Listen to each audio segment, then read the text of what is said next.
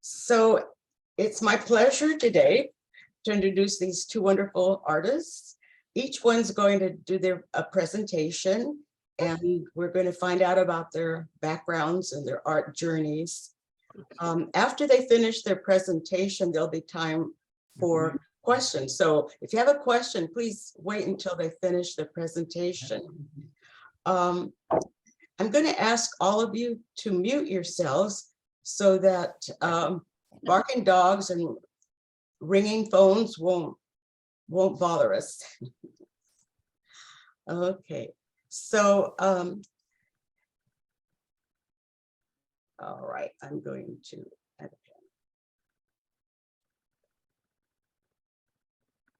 pen.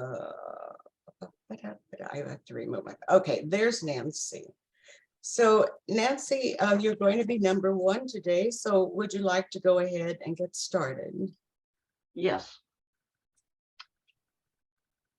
Do you have, I didn't mute myself, so can everybody hear me? Yes. Okay. So, you'll want to be able to share the screen too. Yes, I'm not there then. Yeah. I know, but is the controls with you or with Irene? Irene, are you controlling the yeah. share? No. Well, she should have me, she should like give Yeah. me the. Yeah. Are you sharing the screen, Irene? Or is that Nancy? No, I'm not sharing the screen. Nancy can share the screen now if she likes. Okay. Where is it? Is that it? Sure, I can't see it. Yes, it is. So sure. Okay. All right. So, all right. Okay. So you're ready to go. Okay, kids. Yeah. Okay. So I grew up in Portland, Oregon. When I was in the 6th grade, I wrote, produced, and directed a play about the Inca Indians, Inca Empire's chief, and the Spanish conquistador Pizarro. The two 6th grade classes witnessed the production in the school auditorium to critical acclaim. However, my mother really wasn't that enthusiastic. Instead, she telegraphed, even at that point, that in order to go to college, which I really wanted to do, desperately wanted to do, it would be the first in my family to do that. To do so, I would have to get a scholarship. To get a scholarship, I would have to get good grades in serious subjects. Therefore, in high school, I took chemistry and physics while my friends got to take drama classes for their electives. I did get a scholarship and attended Whitman College for 2 years, at which point the scholarship funds ran out and had to move home and finish at Portland State. That was really depressing, moving home. While at Whitman, I met Joan Diamond, who happens to be an AOPR member, and because of her, I ended up moving to San Francisco the day after I graduated with a degree in psychology, which, you know, gets you nowhere in the business world. However, with some luck, in a few years, I was firmly ensconced in the IT world as a contract systems analyst and project manager. One of my clients was in New York, and I traveled there as much as I could until 9/11. After that, I worked exclusively from home and telephone. Obviously, this was before Zoom. I retired the day after my 69th birthday, which was a while ago. I was in my late 40s when I started writing fiction, prompted by a woman I met on the plane from Santa Fe, New Mexico to Oakland. She happened to be starting a writer's workshop in Berkeley and suggested I join. And since I was such a good storyteller, this, she had determined, on like an hour flight or, hour and a half flight from Santa Fe. Anyway, I bit and I joined her workshop. Started writing. I got hooked on writing and even wrote the beginning and the ending of a novel. Had a gaping hole in the middle, which never got filled in. And I attended the Squaw Valley Writers Workshop, studied with writers Lynn Freed, Pam Houston, and Marcy Ellen Craig. And I actually had a few short stories published in online magazines. As for photography, my first camera was a Kodak Brownie Hawkeye. It was a Christmas present when I was 9 or 10. Long gone are those lovely pictures that I took of, the family pets and my friends. In my early 30s, I bought a used Konica camera and I used it on trips to England, Japan, and Mexico. And I have some pictures here. This was, the cliffs are from Devonshire. And off the coast of England. And are you seeing these? Yeah, they're fine, sweet. Okay.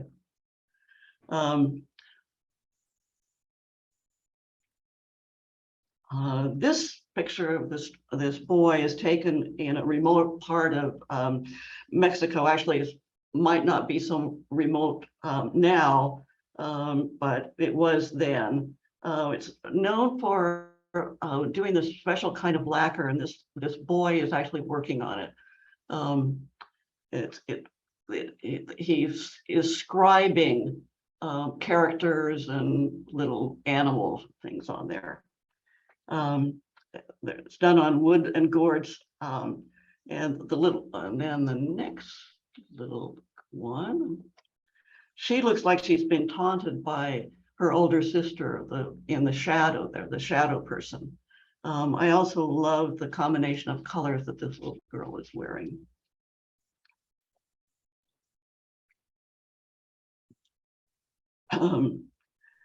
This little girl and the next couple of pictures are coming out of a temple in Tokyo. They're celebrating the day, or the day is dedicated actually to the growth and happiness of 3-year-old girls. And they're so cute. She's all dressed very, very traditionally in her little Japanese outfit. And then there's this little girl who ran down the steps and immediately got into the area in the outside and started scrabbling her little fingers through that pile of rocks.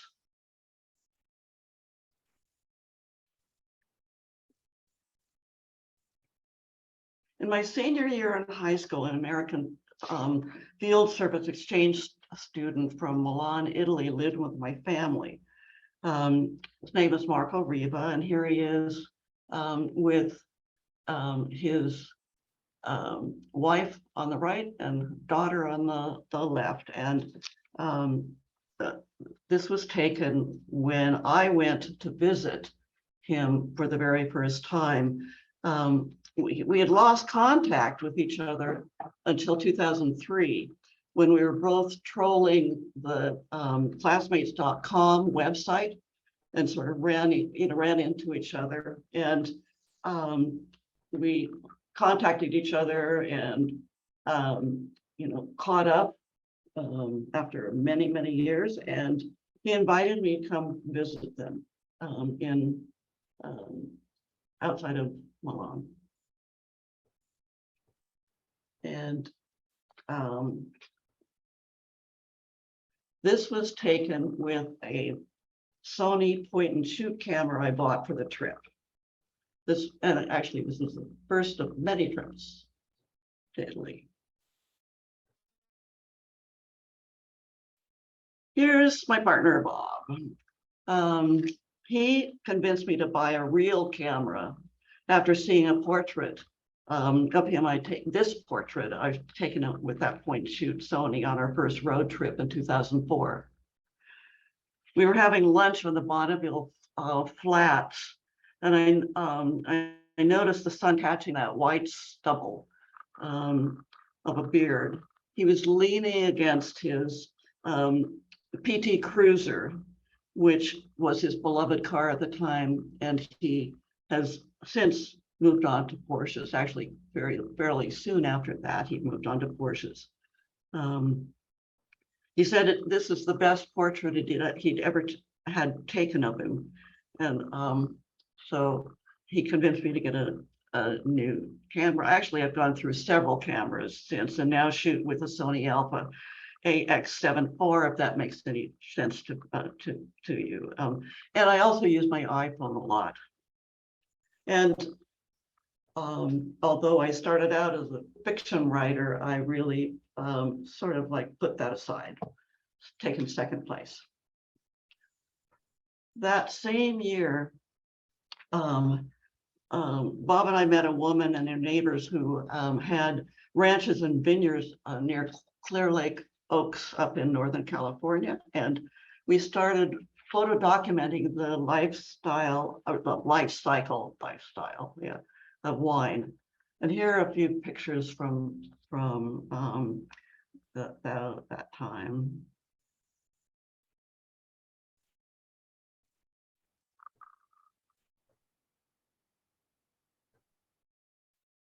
I call her the Madonna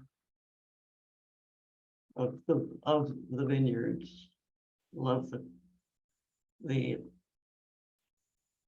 look on her face that I captured. And this is wine being pressed after fermenting. Making me thirsty.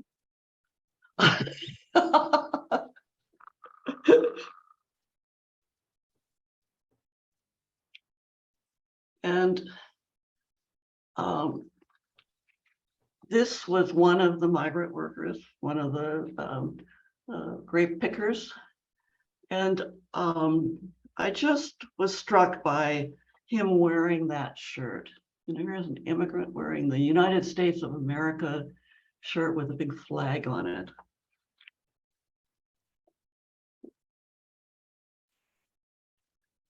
Okay, now what I'm going to show you next, actually the rest of the show, what I'm showing probably will be just our various travels. We've done a lot of traveling. We've been to Mexico several times. In 2007, we went to San Pancho for a birthday party of one of Bob's oldest friends, and we spent a lot of time at the beach. It's right on the beach. And I would go down there and watch the kids, watch the people, and take photos of them.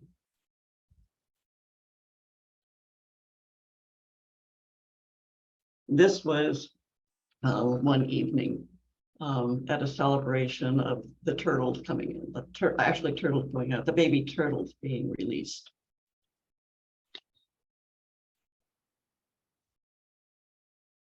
We were in Mexico again a couple of years later, and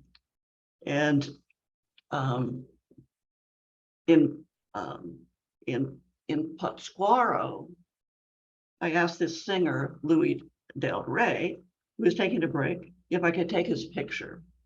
He agreed and said he'd like a copy of that picture, and so he gave me his email address, and we've ended up being Facebook friends ever since.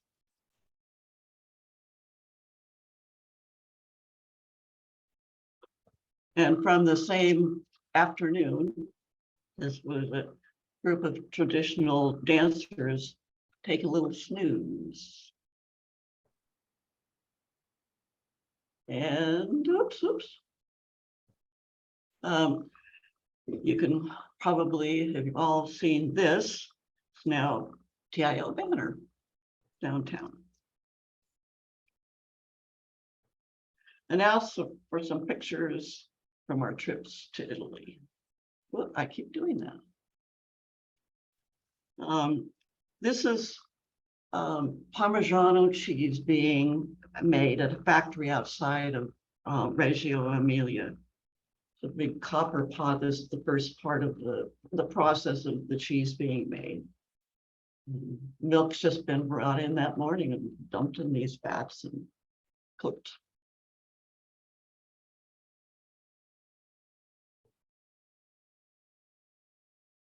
Oh.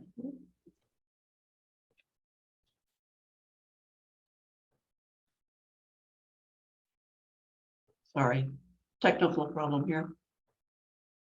Just on the image, sweetie. What? Just on the image, just click on the image. Oh, thank you. Oh. This is a Ferragamo shoe store window in Venice. Oh, God damn it. No, they're in Italy. And this one also in Italy. Coffee shop. In 2010 and 2012, we were in southern France and northern Spain. There are some pics from those trips. And if you go to Bilbao, this is what you see. This is Frank Gehry's Guggenheim Museum. And this is the underpinning of a bridge, pretty special bridge, near the Guggenheim Museum in Bilbao. And this is a window at the top of a windmill. Chinese companies have been quietly locking in LNG shipments from Cheniere that will go There's somebody talking. recent contracts since In Portugal, I shot this poor soul who I assume was sleeping off a previous night's excesses. On this, I had to move this little pigeon here from, he was outside of the picture, but I wanted to crop it too, so I moved him.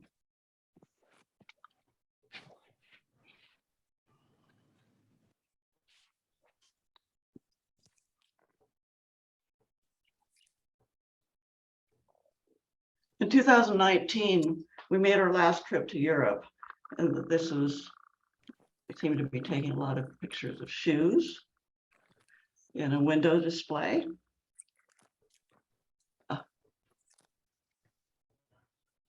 This is looking out of the clock window at the Musée d'Orsay and looking over at the Louvre.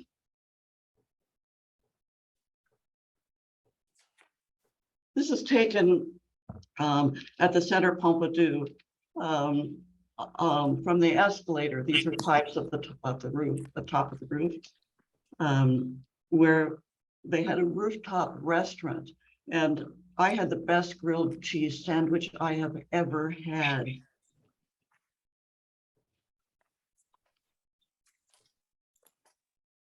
And this is Bob at the window of our apartment in Paris on the last day before going on to Italy.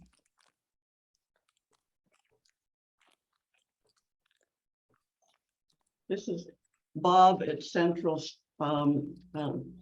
Grand Central Station in New York City, in a swirl of people. And this is this is the Brooklyn Bridge taken from the middle of the bridge.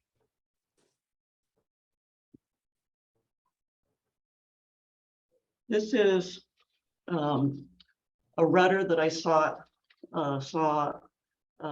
walking along a pier in Seattle. It was underground, so this is like hazy stuff. That's why I was taking it.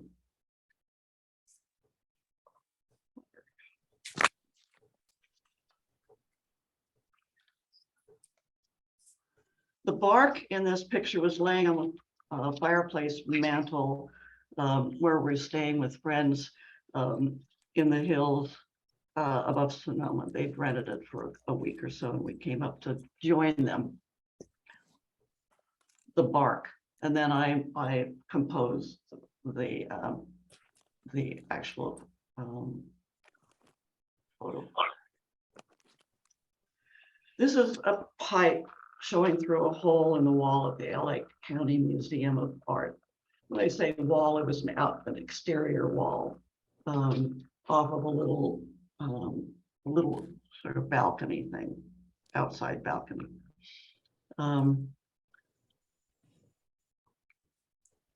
And here's another photo from Los Angeles. Excuse me. I call this the slice of LA. I happen to be in, excuse me. I happen to be in the living room of some friends of ours who live up in Fair Oaks, just at the right time in the afternoon to get this this shadow, and the lighting was just absolutely perfect. The only thing I had to do was like get rid of a lot of dust motes that had landed on the black surface. But I did that in Photoshop, of course.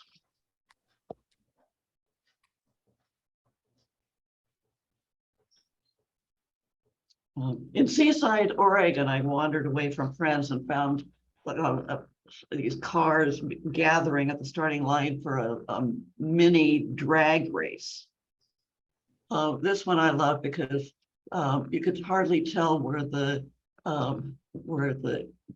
car and arm separated with those tattoos. I love it.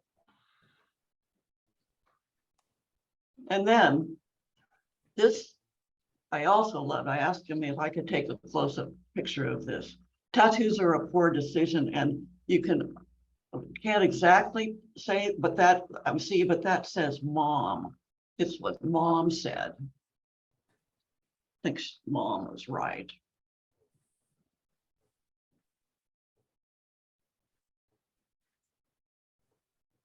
And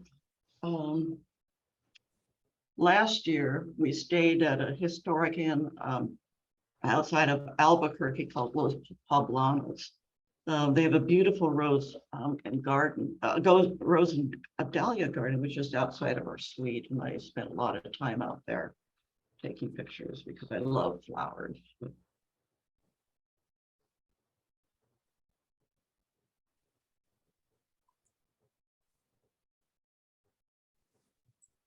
I shot these persimmons at the home of friends outside of Healdsburg. This is going to be going up at the next exhibit at Laura.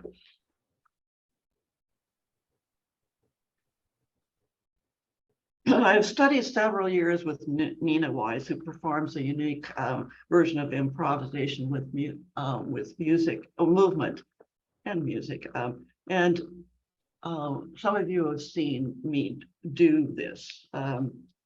At the end of January 2018, we were getting ready to do a performance that was going to be given in late March. At the end of the night, I took this picture for the ARTAG project, Faceless Portraits. We never gave the performance because of the COVID shutdown. And for me, this became the depiction of our collective grief over the pandemic. Not to end on a sad note, while having drinks with friends at a bar in Albion earlier this year, I shot this picture of the stacked glasses with the Navarro River running below. You can barely see that.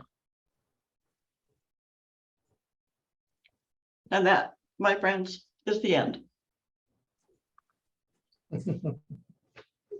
Excellent. Thanks for sharing. Oh, Thank you.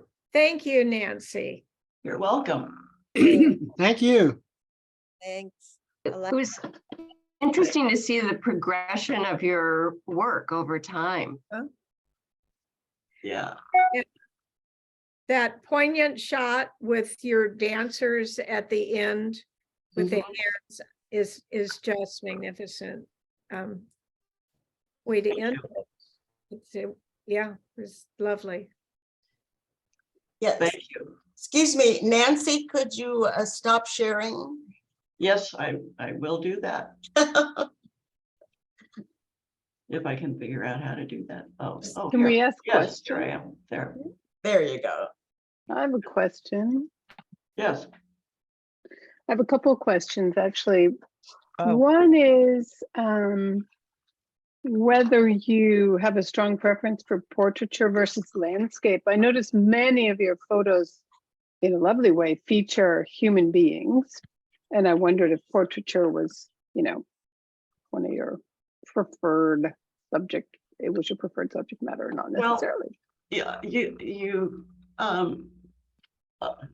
I don't have a lot of pictures of landscape. And when I do have landscape, they're generally details.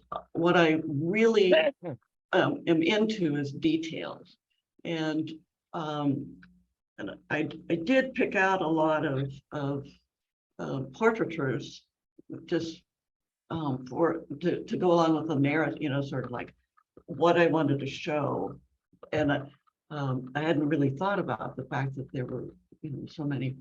Yeah, actually, you're right, exactly right. It's either your subject matter, your preferred subject matter that in your show seems to be portraiture and like you say, details. So not wide angle, but Yeah, more. yeah, And I love the picture of the really let's see, the piece of grapevine on the wire with the dew or the raindrop. yeah. It was raindrop. Stuff like that. Talk about details. Yeah. Woo, that was gorgeous. Yeah, Thank and you. sorry. I wondered how much post processing you do, or does it just depend? Or do you enjoy that? I do. Going to the computer and button. Yes, I do. I do quite a bit. I do.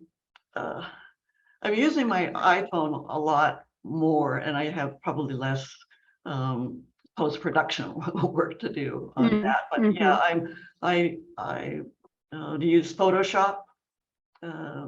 Yeah, so you enjoy that. Some people do, some don't. But Yeah, no, I do enjoy it. yeah, it's a good tool. Mhm. Thanks. Okay, Yes, any thank you. more questions from anyone?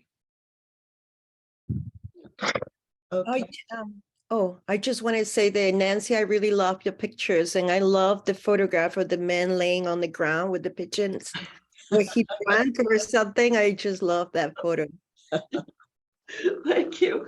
Yeah, yeah. oh, and the little Japanese girls, they were so adorable. Yeah. Yeah. Yes. Well, I think we'll stop there Okay. and go on to Gabriella. And Okay. So should I share my screen? Oh, excuse me, I've got to get out of here. Bob. Oh, I'll share it. Okay, Yeah, never mind. all right, you're off. I think you're good now. So I'm going to share my screen now. Everything works well. Yeah. Oh, and everyone, please mute yourself. Okay. Okay. Hi, everyone. My name is Gabriella Nunez, and I've been a member of AOPR for about a year. I would say about a year. And I'm going to tell you a little bit about my background, where I grew up, and then my artistic journey, my art journey. So I was born and raised in Lima, Peru. So if you in picture number one, I put numbers so it would be easier. Most people know, I guess, where Peru is on the coast. Out the west side is the Pacific Ocean. So I grew up in Lima. So Lima is built on a cliff. You can see, and the ocean is down. So I grew up very close to the water. So you can see here on the other picture to your right, I think I can see it because you guys, and I cannot move my mouse. So the picture you can see on the top there is like a going down, you know, a road, a path. So that was a block from my house. So we used to cross the avenue and go into the beach every day in summertime when we were on vacation. And I guess people knows Peru is well known because of Machu Picchu. So I just want to show that. And then that's how Lima is. That's where I grew up, by the water, by the coast. And this is my family. My mom is holding me. I'm in my mom's arms. We're 6 of us. So I'm the youngest. And then picture number 2, I went 2 of my siblings and our dog, and that's me. And then picture 3 with my mom and myself. Here is in front of my house with my neighbors and a good friend. I just wanted to show you to see the idea how it's growing up in a different place. You know, I'm from South America, and there's pictures with my siblings and me in school. So when I was in high school, that's when I started more drawing. I always liked to draw, always, but I remember my friends, we were teenagers in high school, and then they were into makeup and things like that, but I wasn't. I never liked makeup. So I went to my classroom. I remember during break time, you know, recess, going drawing in my notebooks. I'd be spending a lot of time drawing and being by myself on my own.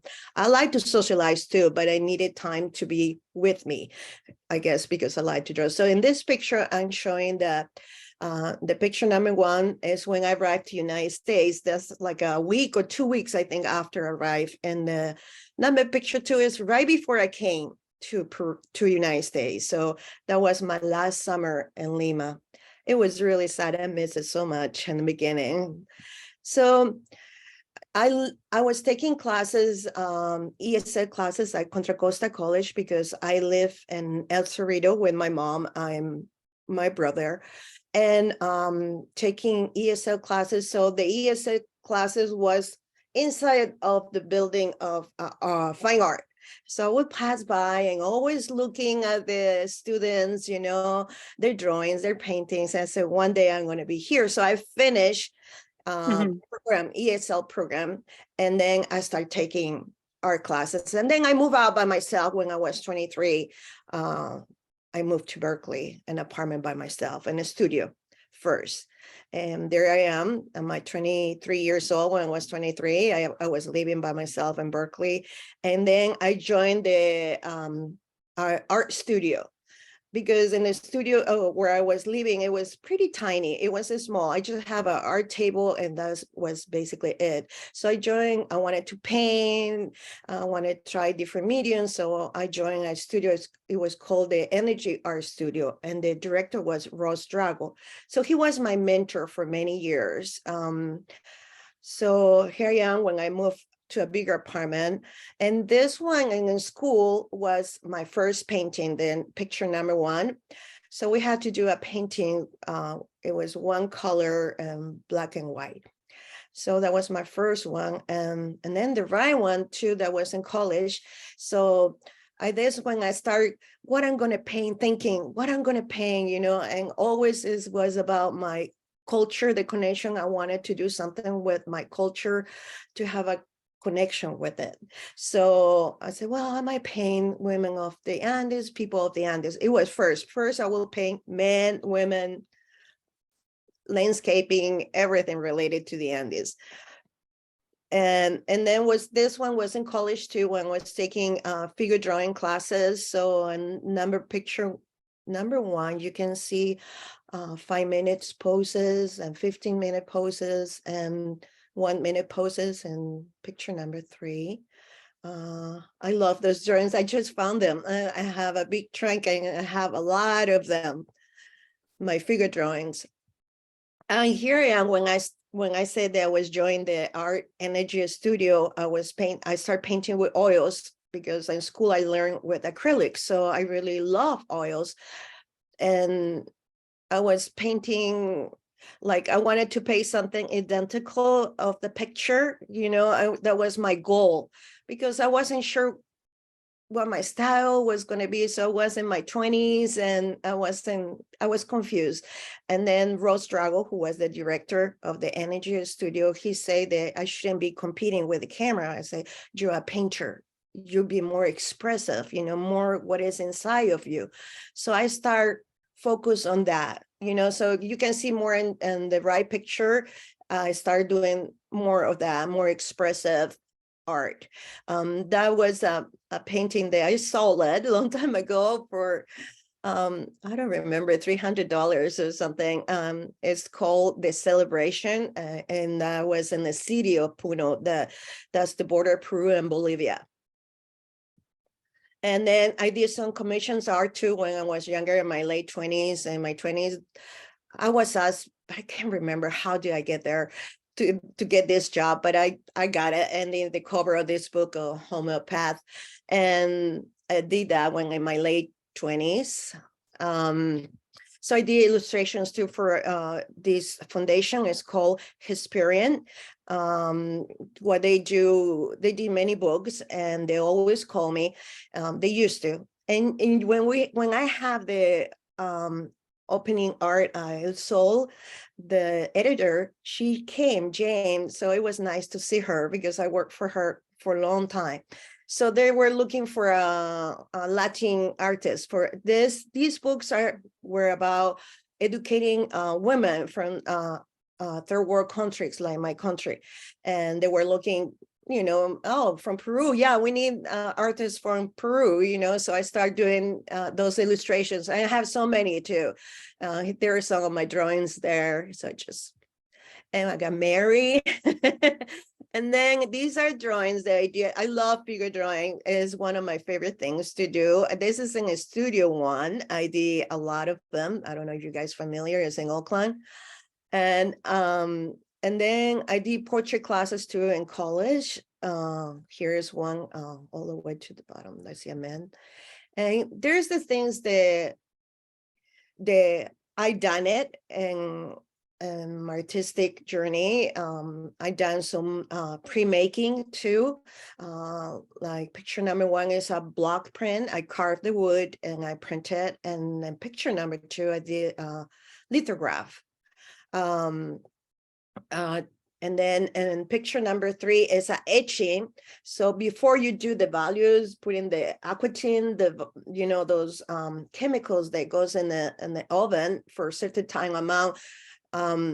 You print just the lines so you can do watercolors with them or color pencils, whatever you want to do before you change it. So the picture number 6 is the final, and then I use just the lines to make a watercolor above it. So I've done some punch needle. I like to draw in my tablet too. So you can see there is a number 4 and picture number 4 is a digital. I like to draw. So I paint with acrylics now because my studio is in my house and need ventilation to paint with oils, and the cleaning the brushes is a big deal. So acrylics, I love acrylics. And so that's what I do, acrylics. And number 1 is acrylic. And number 2 is color pencils. I love to do color pencils too. And number 3 is acrylics too. And 4 is markers. I like to use different mediums. I just love it to explore a little bit of different mediums. And here's my inspiration, are the women of the Peruvian Andes, my inspiration. These, I look at them and I do my own interpretation. So I show you what I do. So these women are, I look at them, they're my inspiration and my reference photos. So like you can see my painting down on the bottom, that's my own interpretation, how I do it. And here's, this is a photo from my last trip in July to Peru, and this is Cusco. And this is how I did the painting, she was my inspiration, but I changed. I made her like a flower vendor. So, I have shown my work in many places here in the Bay Area. So there are some of these places. There's my husband giving me flowers in the Peruvian consulate. I've done like 3 or 4 shows there. And I've been participating in the East Bay Open Studios. I don't know if you're familiar with that. You show your studio. And I used to do it many years at Lenny College with other artists. When we purchased our house in Oakland, I decided to do it at my house. And then that time, who was the mayor, Jean Kwong, show up to my open studio. So she purchased a painting. So I had to take a picture with you. I said, I was very surprised when she showed up to my house, and those picture 3 is the East Bay Open Studios here in my house in Pinole. And number 4 is in Menlo Park in a gallery. I show in La Peña, many places in San Francisco. And here is in Lamar Peruvian restaurant in San Francisco. And the other one is my house too, number 6. But it's just to get an idea. And I wanted to show you my process, how I paint first. I usually paint my canvas on black. I like to paint on black gesso because it makes the colors brighter and vibrant. And I sketch first with burnt sienna and white so I can see the lines, and I change it many times until I fall in love with the image and what I've been having in my idea, looking at pictures and I love to paint women. It's just something that I love to do. And I love to paint faces. So I always start with the faces, painting the faces first. And you can see the process. So these are acrylics, and I use golden acrylics. I just love them. They're expensive, but they're my favorite. And you can see number 4, there with the body changing. And I like to mix colors. I like to make my own colors too. And these women are the Nunez, in Quechua is called princess. It means princess in Quechua. It was usually the Inca's daughter. And now they put flowers. You can see them walking in Cusco, and I just love them. I've been painting a lot of them lately. So I call this painting admiration. The lady behind is admiring the other lady, I admire you, I like you, I want to be like you. And the other one is looking like saying, yes, I know, So that's basically it. I hope you enjoy it. I want to stop this. How do I do it? Okay. I'm going to stop sharing. And that was it. I hope you enjoy it. Wonderful. That was great. Yeah. Thank you so much. Very nice. Yeah. A nice story. Very good. It was fun Yeah. seeing the story of your life in painting. Oh, Who were those surfers? Oh, yeah. questions about my presentation? Hi, this is Doug, and it's just wonderful. I've been to Cusco and Peru with my camera, so I recognize some of the things and have some photography from there, but absolutely amazing. Your art is gorgeous, and I look forward to seeing it Thank directly. you so much. Corazón. Yes, I've seen those people with the hats, and I went to the Inti Raymi on the solstice. They had like 100,000 people there. Oh, it's just amazing. Yeah, it's a great picture. If you are a photographer, it's a great place to take pictures. Yeah. Yes. Great place for photographers. Yeah. What I love about your, especially the later work that you showed, was the vibrancy of the colors. I mean, and just like, it's so beautiful. And the women are just like fantastic. Oh, thank you. Thank you. I appreciate that. Thank you. Yeah, I tried the colors, it's something that I'm just fascinated by color. And I guess that's one of the reasons that I paint women of the Andes, because they're so colorful, and there's a lot of subject to paint, I would say. And also, I have a question. yeah. Yes. Oh, just one more comment, and that is your teacher who told you. Rose Drago, yeah. But tell us again what he said. I think it was a he or she that said about just, you know, don't be a photographer. I mean, you're not. Don't compete with. Compete with the camera because Yeah. I was really getting drawing and painting the same, you know, exactly. And he just looked at me, and because one day I was like, he said, no, please don't compete with the camera, you know. He said, you're a painter. Make it more as a painting, you know, like what is inside of you. And that's where my journey is start, you know, looking and finding my own way, my own style. And I think he was right. Rose Drago, he's, yeah, yes, Anna. Black gesso. Did you always do that, or did you Most hit of the upon time, that? yes, I always been doing that. It's just being like few of them that sometimes I get tired of the black, and then I paint couple with white or different color, and I'll always go back with the black one. It's just me. I Yeah. just like black gesso. Yeah, it does make the colors pop some more. And what it does too for me, most acrylic, if there is any acrylic painters here, they start with from dark to light. But when you start painting with black background, you know, gesso, you have to start with lighter color first. You know what I mean? Sure. To show the paint, you know, the color. So I do backwards. I start from light to dark. It's just me, you know. I mean, sometimes I'm learning to let myself go, you know what I mean? No stopping myself, because I always say, no, do it different, Gabriella. No, now I learned that I need to let myself do what myself wants to do, and I think it's better that way. It's working better for me, you know. And following your instincts or your intuitions. Yeah. So I'm just following them now. So it seems that your art has been a thread throughout your life. You've been doing it since you were little. Yeah. And then gone through the training. It's yeah.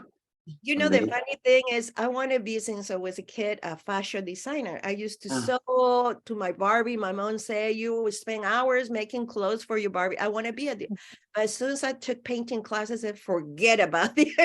I love to paint. I just love to paint. Has it become a vocation for you? Have you been able to make enough off of it to? I have to have a consistent job. So I'm a preschool teacher. I teach. It's a Spanish, immersion, and art. So, but I like the schedule, you know, make me to do my art. But one day I'm looking for retirement, so I spend more time. That's where we are. Yes. Yeah. Beautiful. Yeah. So that's it. I liked hearing your story and seeing your photographs of where you came from. And it was just so fascinating because it really tied you so much to the paintings that you're doing. And it really helped me because I've seen your work and I really like it. But to go back and see where it came from and your absolute connection to the culture and embracing it in your work, it just makes it so significant. Thank you. Thank you for sharing that. You're very welcome. I just have to say, until February 26th, Gabriella's work is still on display at El Sol. Yes. But that's not much longer, so go check it out. I finished that painting. If you want, we can switch it. Great. Oh, we can talk offline. Good. Yeah. Okay. Okay, great. Thanks again for watching. Well, thank you, Gabriella. Are there any questions? Because we're just about ready to end. Well, thank you, Gabriella, and thank you, Nancy. Both fascinating journeys, right? We all go in a different way, and our inspirations are different from different people or different things. And different journeys, own story. Everybody have their own story. Yeah. Peter had a question. I just wanted to say to everyone that our next Artist Talk will be February 11th from, which is a Saturday from 4 to 5. And just very quickly, thumbs up and thumbs down. How do you like Saturdays for the Artist Talk? The day of the week, is Saturday okay? Yeah. Thumbs up or thumbs down? Okay.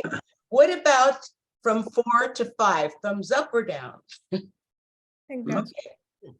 This was suggested to me by Betsy Kellis, who started off with Artist Talk. And there are people who work, so I figure Saturdays are good, and maybe a little bit later before dinner, it's good too. Great. Well, thank you all for. I think there was Irene? one more question. There's Yeah, one- Peter had a question. Yeah, Peter had a question for Gabriella. Yes. I noticed this Yes, Peter. the shawl around the woman in the last painting, I think, was something that you did near the end of the painting. Is that right? A flowered shawl. At first it was kind of a solid color. And then you added, can you say anything about how you decided to what to make the shawl look like? I love shapes, it works about shapes, and lines together. So I tried to make a shape that looks like a shawl, but it's mostly about shape.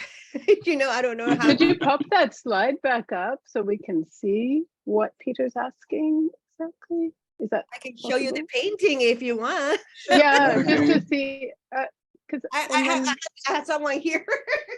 Yeah. Oh, sorry we joined late. I thought it was starting at 5 and I went to check it, fortunately by 4:30 so I could. These meet are oh gosh. called mantas. These here it women were mantas. We Oh. call them mantas. Oh, So what they do, they carry their babies with it, or they use it like a backpack, like carrying flowers or I don't know, a fruit, vegetables, whatever, or merchandise they're gonna go and sell in the market or things like that. Not And the adoration. Yeah. always something, it's about the environment, always is the symbols. They create symbols, and it's always about the environment where they live, what the Ah. land gives to them. So those shapes were shapes that are commonly used? Or you? And some, yes, most of them use similar symbols, because they mean something. Yeah. Thank you. Lovely. But I always get reference from many places, like I was in Peru, but I look at pictures and then I create my own thing, that's what I want. The fun part is creating, to create something, Yeah. Yes. Thank you. Yeah. You're very welcome. Lovely smile. All right, well, thank you all and have a good evening, and see you in February 11th, is that right? Yeah. And we'll be sending notices out. Great. Thank you for organizing, Irene. Thank you. Thanks, Irene. Bye. Thanks, everybody. Thank you. Hosting. Karen, thank you.